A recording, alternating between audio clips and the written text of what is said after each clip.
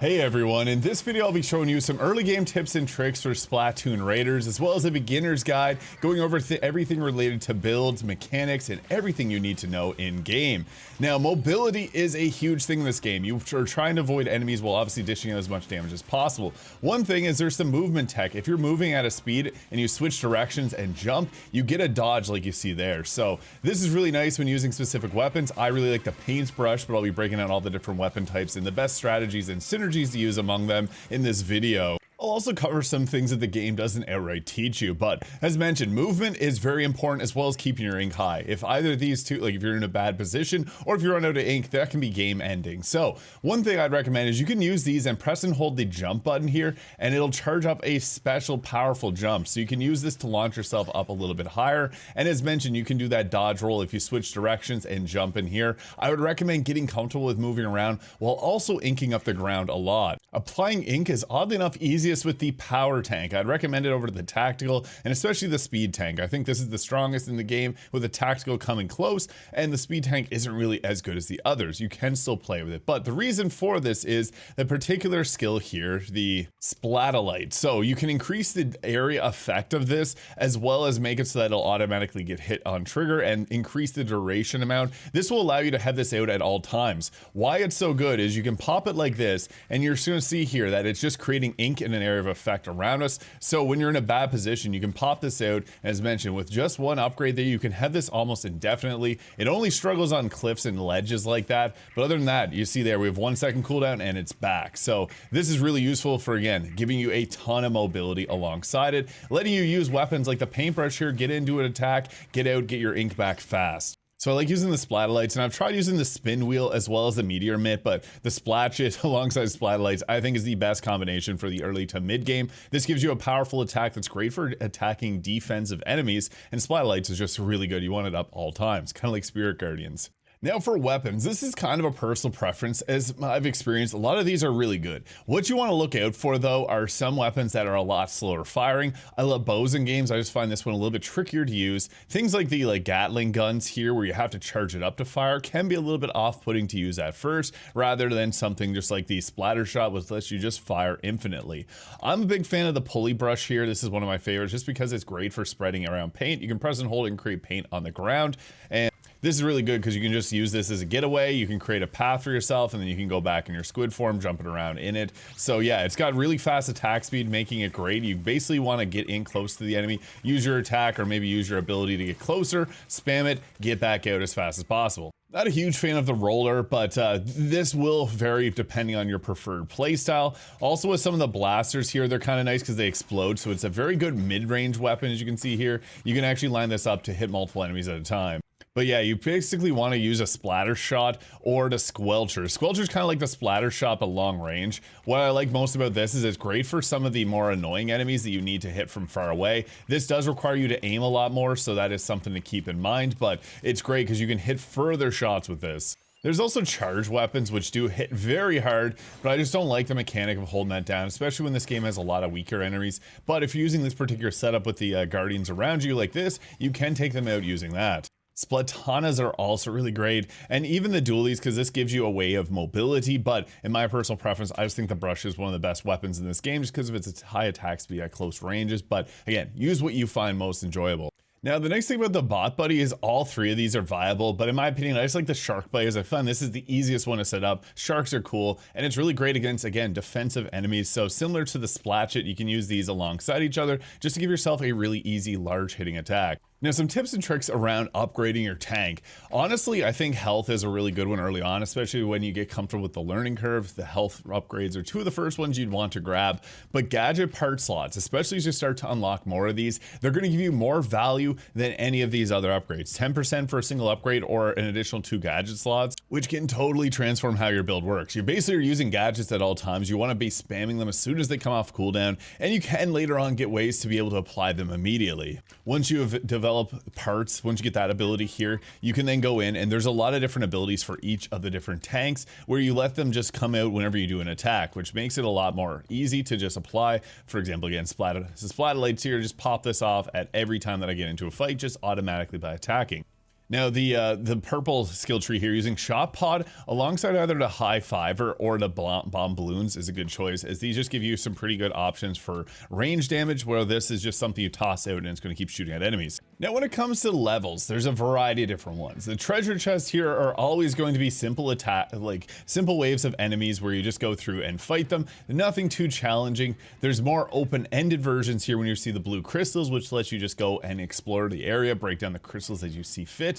We do have our ruins levels, which are a little bit challenging. There's a boss fight at the end, 3 waves, and it's timed. That's the big thing, is it's going to stretch your builds to the maximum. You have to use and adapt to each of the fights. Some of them are going to be a little bit more challenging, making you face off against enemies you may not enjoy going against. There's also some other types, like these challenges, the sampler dungeons. These are, you can die as many times as you need to. You don't have to worry about time. You just have to do it. They're challenging, but you don't have to worry about the time aspect.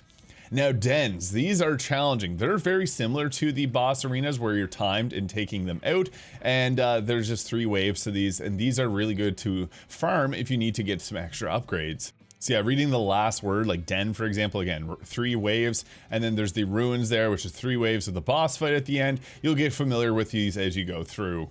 Now when it comes to combat, we're always looking for the ranged ones. Typically the most annoying enemies in the arena are the ones you're going to go for first, so anything that throws bombs or attacks from range.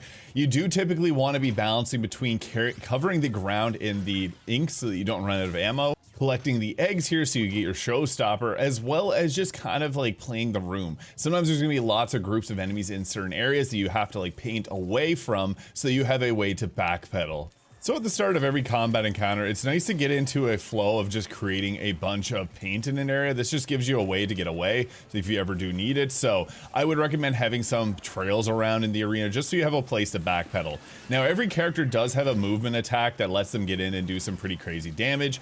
So I'd recommend using, like for an example, the heavy, it's the hatchet attack.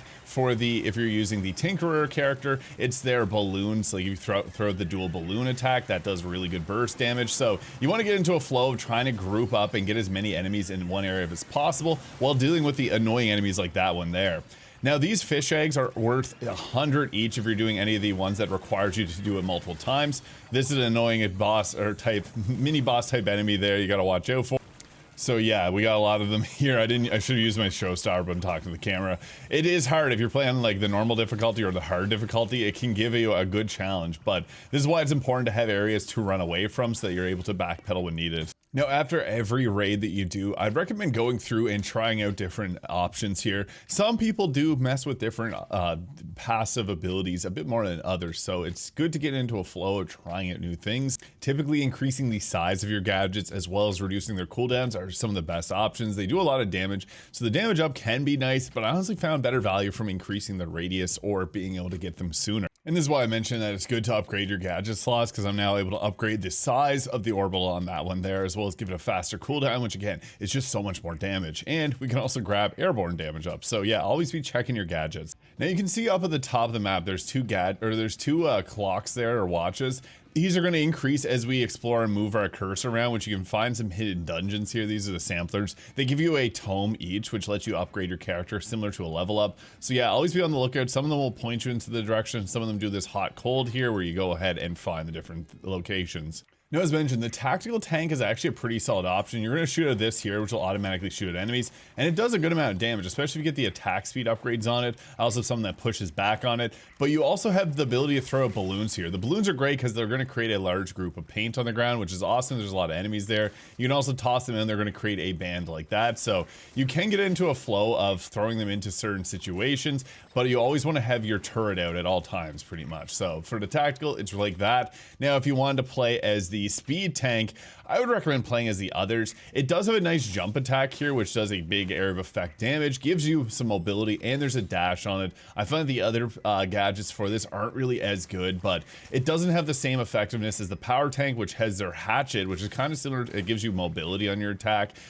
It doesn't give you the same dodge, but it does at a certain point give you damage reduction. This little movement speed boost is cool, but it's not really enough. The speed tank, I would say, is the worst in the game, unfortunately. Now, sometimes you'll get into a fighting arena here and you just don't have the right answer for it. I would recommend in these situations to try switching out your weapons or trying a different tank. I just get good with the power tank and the tactical tank because you can do a lot with them, but just always remember to be using your abilities. This is an important thing, and don't hold your ultimate ability. That is, or your showstopper. You always want to be using that. Don't hold on to it. This game, especially in certain levels, is about how fast can you clear the enemies, so it's important to try and clear the most difficult enemies as fast as possible, just obviously to make things a lot smoother for yourself. Watch out for the gates too, because you will fall through those, so sometimes you have to think a little bit strategically where you're going to set up and where you're going to move to. But you can see here with this particular setup, we can do some pretty cool attacks. The high fiver there is nice because you can set it in an area and have it attack multiple times. I, again, really like the paintbrush for all this mobility that you get with it, so you can get into good positions here, and if you need to, you can go back under, grab your ink here, and our abilities here are going to set up inked locations as well. This is a spot where I needed to run, so yeah, just running and trying to find the ink wherever possible. I'm getting shot at, which is unfortunate. Got my health back and toss it a turret here. The turret is really nice on the tactical setup because you can use that and you can get upgrades to increase its range, so you can throw that out from further away and put it in more strategic locations. But yeah, this is what I'm talking about. You always want to be moving in this. We got enough of the powerful eggs, so 100 per big ball like that you find, which can make this easier. So sometimes to clear the level, you're just looking for the big egg there to get past it a little bit quicker. There's enemies in this game that are very annoying to deal with. These stink bomb guys are annoying. These sniper towers are annoying as well. These are typically the first targets that you want to go for whenever you're doing a game, as well as those there that leave a lot of pain on the ground, because we're, again, trying to hold as much ground as possible. So the enemies like this that end up taking over the map, we want gone as soon as possible, just so that we can cover the map ourselves.